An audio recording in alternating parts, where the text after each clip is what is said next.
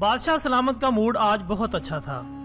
वो नौजवान वजीर की तरफ मुड़ा और मुस्कुराकर पूछा, तुम्हारी जिंदगी की सबसे बड़ी ख्वाहिश क्या है? वजीर ने शर्माकर मुंह नीचे कर लिया। बादशाह ने कहकहा लगाया और बोला, तुम घबराओ मत, बस अपनी जिंदगी की सबसे बड़ी ख्वाहिश बताओ। वजीर घुटनों पर झुका और आजिज़ी से बोला, हुजूर आप दुनिया की खूबसूरत तरीन सल्तनत के मालिक हैं। मैं जब भी ये सल्तनत देखता हूँ तो मेरे दिल में ये ख्वाहिश पैदा होती है कि अगर इसका 10वां हिस्सा मेरा होता तो मैं दुनिया का खुश नसीब तरीन इंसान होता। बादशाह बोला, अगर मैं तुम्हें अपनी आधी सल्तनत दे दूं तो? वजीर ने घबराकर ऊपर देखा और आजिज़ी से बोला, बादशाह सलामत ये कैसे मुमकिन है? मैं इतना खुशकिस्मत कैसे हो सकता हूँ? बादशाह ने फौरन सेक्रेटरी को बुलाया और इसे 2 अहकामात लिखने का हुक्म दिया।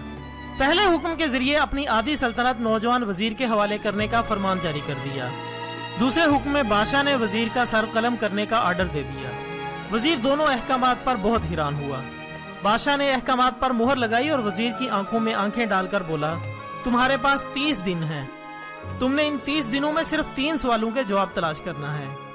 अगर तुम कामयाब हो गए तो मेरा दूसरा हुक्म मनसूख हो जाएगा और तुम्हें आधी सल्तनत मिल जाएगी। लेकिन अगर तुम नाकाम हो गए तो पहला हुक्म खारिज समझा जाएगा और दूसरे हुक्म के मुताबिक तुम्हारा सर उतार दिया जाएगा। वजीर की हैरत परेशानी में बदल गई। बादशाह ने इसके बाद फरमाया कि मेरे 3 सवाल लिख लो। वजीर ने लिखना शुरू कर दिया। बादशाह ने कहा कि पहला सवाल, इंसान की जिंदगी की सबसे बड़ी सच्चाई क्या है? दूसरा सवाल, इंसान की जिंदगी का सबसे बड़ा धोखा क्या है? तीसरा सवाल, इंसान की जिंदगी की सबसे बड़ी कमजोरी क्या है?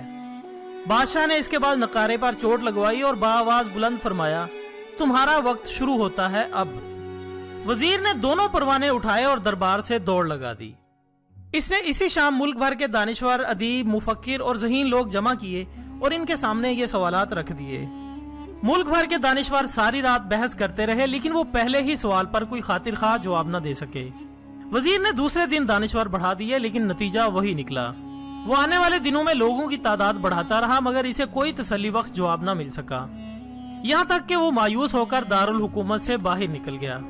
वो सवाल उठाकर पूरे मुल्क में फिरा, लेकिन कहीं से जवाब न मिल सका। वो मारा मारा फिरता रहा, शहर शहर, गांव गांव की खाक छानता रहा। शाही लिबास फट गया, पगड़ी ढीली होकर गर्दन में लटक गई, जूते टूटे और पाँव में छाले पड़ गए।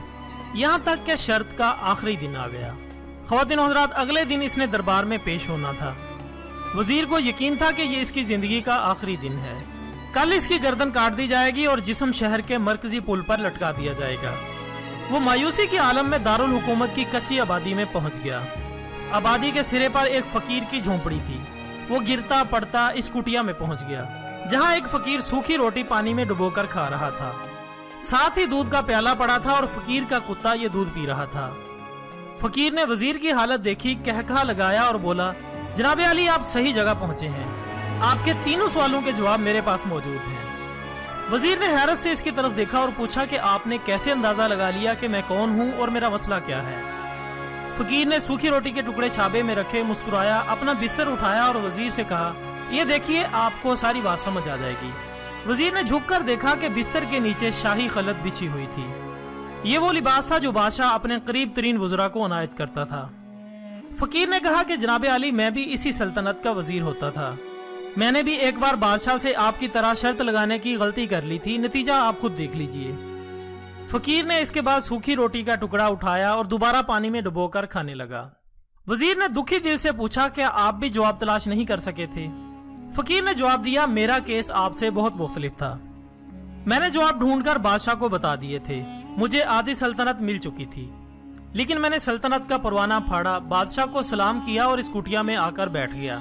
और आज मैं और मेरा कुत्ता दोनों मुतमईन जिंदगी गुजार रहे हैं। नॉलेज फैक्ट्री की दोस्तों, ये सुनकर वजीर की हैरत और ज्यादा बढ़ गई। लेकिन ये साबिक वजीर की हमाकत के तजिए का वक्त नहीं था, बल्कि जवाब मालूम करने की घड़ी थी। चुनांचे वजीर ने फरियादी बनकर फकीर से पूछा, क्या आप मुझे सवालों के जवाब बता सकते हैं? फकीर ने हाँ में गर्दन हिलाकर जवाब दिया कि मैं पहले 2 सवालों का जवाब मुफ्त दूंगा, लेकिन तीसरे सवाल के लिए तुम्हें कीमत अदा करना होगी। वजीर के पास शर्त मानने के अलावा कोई ऑप्शन न था। फकीर बोला कि पहले सवाल का जवाब है, दुनिया की सबसे बड़ी सच्चाई मौत है। इंसान कोई भी हो, कुछ भी हो, वो इस सच्चाई से नहीं बच सकता। दूसरे सवाल का जवाब, इंसान की जिंदगी का सबसे बड़ा धोखा जिंदगी है। ہم میں سے ہر شخص زندگی کو دائمی سمجھ کر اس کے دھوکے میں آ جاتا ہے۔ ناظرین گرامی، فقیر کے دونوں جواب ناقابل تردید تھے۔ وزیر بہت خوش تھا اور اس نے تیسرے جواب کے لیے فقیر سے شرط پوچھی۔ فقیر نے کہا لگایا اور کتے کے سامنے سے دودھ کا پیالہ اٹھایا، وزیر کے ہاتھ میں دیا اور کہا کہ میں آپ کو تیسرے سوال کا جواب اس وقت تک نہیں دوں گا جب تک آپ یہ دودھ نہیں پیتے۔ وزیر کے ماتھے پر پسینہ آ گیا اور اس نے نفرت سے پیالہ زمین پر رکھ دیا۔ وہ کسی قیمت پر بھی کتے کا جھوٹا دودھ نہیں پینا چاہتا تھا۔ فقیر نے کندھے اچکائے اور کہا کہ ٹھیک ہے، تمہارے پاس اب دو ہی راستے ہیں، تم انکار کر دو اور شاہی جلاد کل تمہارا سر اتار دے گا، یا پھر تم یہ دودھ پی لو، تمہاری جان بچ جائے گی اور تم آدھی سلطنت کے مالک بھی بن جاؤ گے۔ فیصلہ بہرحال تم نے کرنا ہے۔ وزیر اسی شش و پنج میں پھنس گیا کہ ایک طرف زندگی اور آدھی سلطنت تھی اور دوسری طرف کتے کا جھوٹا دودھ تھا۔ وہ سوچتا رہا یہاں تک کہ جان اور مال جیت گیا اور عزت نفس ہار گئی۔ وزیر نے پیالہ اٹھایا اور ایک ہی سانس میں دودھ پی گیا۔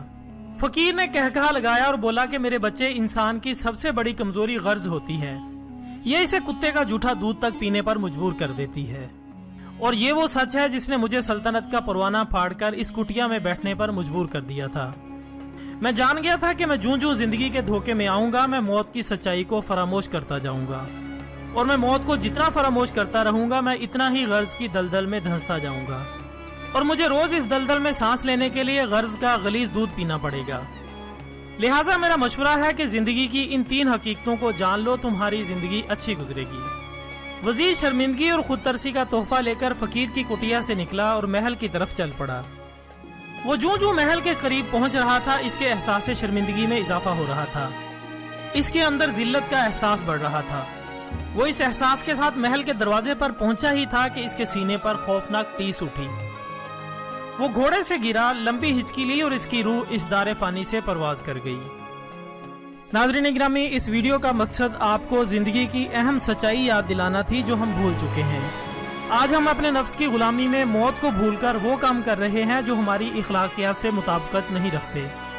ہم اپنی عزت نفس کی پرواہ کیے بغیر دولت کمانے کے پیچھے پڑے ہیں۔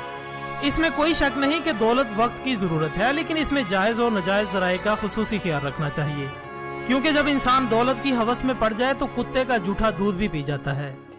اگر ہم زندگی کی یہ سچائی اپنا لیں تو میرا یقین ہے کہ دنیا اور آخرت دونوں میں سرخرو ہوں گے۔ بس اسی گزارش کے ساتھ آج کی ویڈیو کا اختتام ہوتا ہے۔ ویڈیو پسند آنے کی صورت میں اسے زیادہ سے زیادہ لائک کر کے ہماری حوصلہ افزائی کریں اور اسے دوسروں تک پہنچانے میں ہمارا ساتھ دیں۔ کل انشاءاللہ دوبارہ ملاقات ہوگی، تب تک کے لیے اجازت دیجیے گا۔ اپنا دوستوں، رشتہ داروں اور گرد و نواح کے تمام لوگوں کا بہت خیال رکھیے گا۔ اللہ حافظ۔